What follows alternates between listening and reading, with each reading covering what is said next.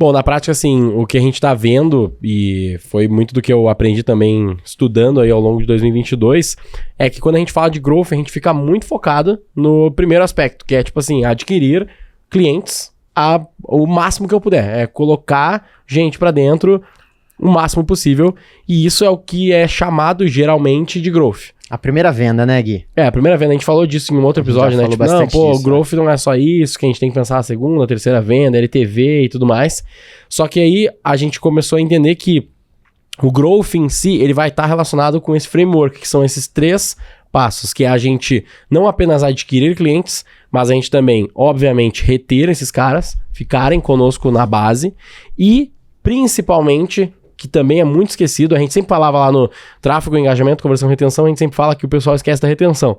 E aí agora que a gente fala do acquisition, retention, a galera esquece do monetization, né? Que é, eu coloco o cliente pra dentro, eu tento manter ele ao máximo possível, mas eu esqueço de formas de fazer com que ele gere mais valor pra mim, né? Ou eu gerar mais valor pra ele para extrair mais valor. Um exemplo prático aqui que eu acho que vai ficar bem claro na cabeça da turma e fazer você se questionar, é que acquisition não significa que o cara tá me pagando. Essa é a grande diferença pro monetization.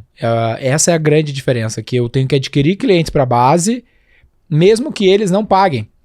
O grande exemplo disso é, por exemplo, um Spotify da vida, né? Que muitos de vocês estão nos ouvindo aqui e não pagaram no primeiro momento, foram adquiridos. Isso conta pros caras, é um asset na marca, né, pra empresa. Quando o Ricardo chegou aqui, a gente conversou sobre revenue lá atrás, ele falava disso, né, da questão de ter o mar aberto, o cara pescar no mar aberto e depois criar o seu aquário. E não necessariamente uma pessoa que abre uma conta na XP, que se cadastra ali, faz o processo e é aprovado, é um grande exemplo. Ela é um cliente, mas ela talvez ainda não fez o primeiro depósito. É isso. E a maioria dos funis tem essa quebra, né? É natural. É o lead complete, vamos dizer assim, tentando simplificar. Tipo a maioria dos funis tem um lead complete antes da primeira passada de cartão, vamos dizer assim. E aquilo ali já é um baita sinal de intent, né? De que aquele sujeito pode virar um cliente um dia. Mas na média, qual que é o percentual de conversão entre um lead complete e uma venda per se?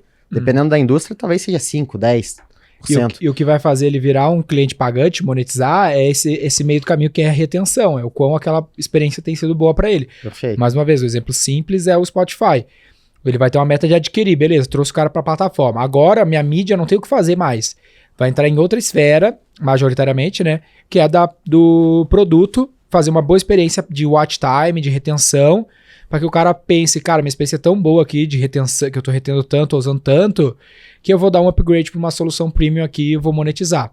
E aí o cara monetiza. Eu acho que a grande sacada aqui, o grande clique, para quem tá nos escutando, começar a olhar com carinho para esse aquário proprietário, esse aquário interno, da mesma forma que olha pro oceano, né, que tá lá fora.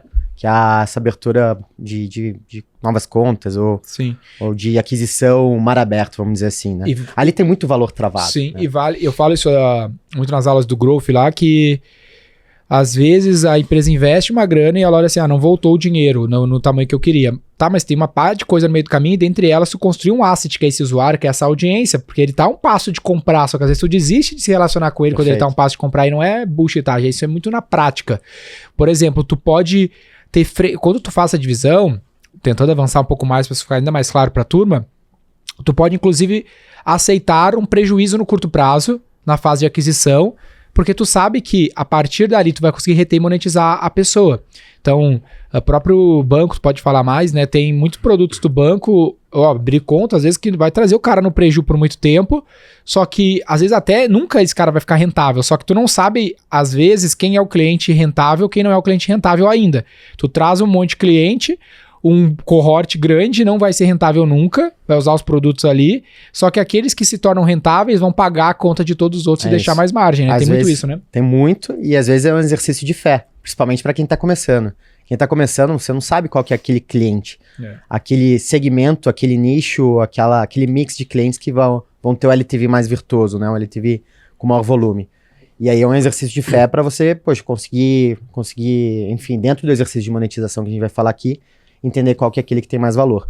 Mas o mais importante é, uma vez que você traz esse cliente pro teu aquário, uma vez ele ali dentro, todos eles têm um LTV contigo. Legal. Tem um LTV potencial. Porque o LTV, ele é um valor esperado, né? Sim. Até levando no limite, assim, da técnica, né? Da estatística. O LTV é uma métrica probabilística. Ela é uma métrica estatística. Então, ela é um valor esperado que pode ou não acontecer. Ela é uma média. Legal. E todo mundo ali da tua base tem uma média. E ela muda em função do tipo de cliente. Agora, o teu exercício é entender, cara, qual que é esse cliente, e aí dados, analytics, muita observação, análise, estudo de mercado para entender qual que é aquela segmento da tua base que, poxa, vai ter o LTV mais virtuoso. Se a gente fizer um exercício do próprio podcast aqui, ó, a gente gasta uns 20 mil reais por mês para produzir o podcast que é o Roy Hunters. Né, Bruna? E aí a gente poderia pensar assim, pô, eu vendi 20 mil nesse mês. Não, isso é um jeito de pensar, porque tem gente que começa, porque eu tô fazendo esse exercício, a gente começa um podcast, por exemplo, como esse, e vai medir assim, pô, vendi nesse mês, não vendi, puta, cancela então. Não, mas tu tem uma audiência adquirida e retida que tá escutando o podcast, tá nas duas fases, que eu ainda não monetizei, mas é uma outra forma de por que eu não monetizei, mas eu não deveria cancelar o projeto se eu estou conseguindo adquirir e reter bons possíveis clientes. Se fosse pensar assim, eu não consegui vender no curto prazo, quantas grandes empresas aí, o próprio Google, quando ele surgiu, ele não sabia como monetizar. Demorou um tempo para ele encontrar um jeito de monetizar com os anúncios. Mas ele sabia, pô, eu tenho audiência adquirida e retida, velho, vou achar um jeito de monetizar esse cara. É isso. Se growth fosse só um aspecto de aquisição, na prática o Roy Hunters... seria vendas. Mas enfim, o próprio Roy Hunters, ele seria um péssimo trabalho de growth aqui, porque a gente não consegue medir muito bem os clientes que estão vindo disso. A atribuição não é na cabeça tão pouco, né? Ela é um exercício de longo prazo. Exato. E ela ajuda muito nesse aspecto também de retenção. Olha só como loucura, né? Porque o Roy Hunters, ele trabalha um pouco dos três, assim, porque a partir do momento que eu uso ele e eu acabo, como a gente já fez várias vezes, a gente traz clientes, ele acaba elevando muito o nível de consciência desses clientes, dessas pessoas que estão assistindo ou ouvindo nesse caso. Isso é, de certo modo, um trabalho de retenção para aumentar o nível de consciência desse cara, manter ele engajado, ele gostando do conteúdo, gostando do aspecto técnico aqui, que no final faz com que clientes bons fiquem com a gente e depois que eles vão lá e comprem, eles compram muitas vezes mais caro do que a média. Né? Os clientes que vieram e que falam que vieram por conta do Roy Hunters são clientes mais técnicos, maiores e que acabam gerando mais valor pra gente também como empresa. Então, a nível de growth, é um cliente muito melhor. Não é tão perfeito no nível de escala, né? Então eu não vou focar aqui e botar milhões em podcast, fazer um por dia agora, porque não é tão controlável assim, mas é bom pro esforço que a gente faz, né? Sim. Esse é o ponto. O mais legal aqui do que vocês estão falando aqui, que a gente acha que consegue amarrar, é essa noção de prazo, né? Ou de prazos mais longos, né? Então, a venda, o retorno não vai vir ali no curtíssimo prazo, né? Assim como acontece na maioria dos fluxos financeiros e dos investimentos na vida. Então, vamos pegar o mais básico que todo mundo conhece, uma franquia. Qual que é o fluxo clássico numa franquia? Você investe 12 meses, 24 meses, lá no mês tal você vai ter o retorno. O cliente respeita quase que a mesma lógica.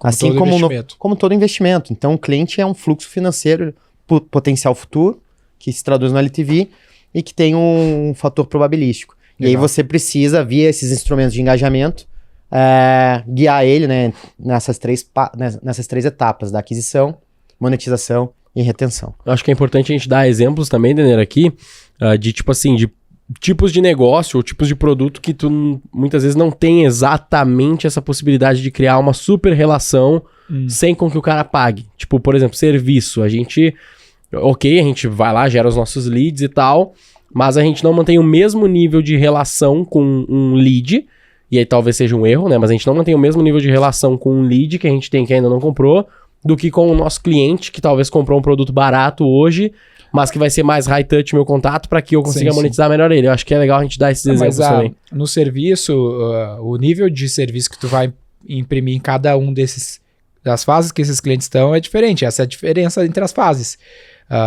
Então, o caso do XP, por exemplo, é serviço. O cara vai lá e abre a conta, tem um contato com o assessor, mas o cara investe pouco, transaciona pouco, ele vai ter menos, sei lá, suporte do que o cara do Wealth Management lá vai ter, entendeu? Mas o cara um dia vai chegar no Wealth Management, ou uma parcela deles um dia vão chegar lá, que vai ter mais ponto de contato com o time. Da mesma forma, esse cliente tem que ser provocado para um dia chegar lá. Então esse balanço que é a diversão do negócio, né? Que esse seria o que a gente chama de monetization. Perfeito. Entendeu? Porque daí a gente vai instigando o cara, fazendo ele caminhar lá pela jornada crítica da XP nesse caso, até que ele consiga ter ali receita e consiga investir mais e crescer, né?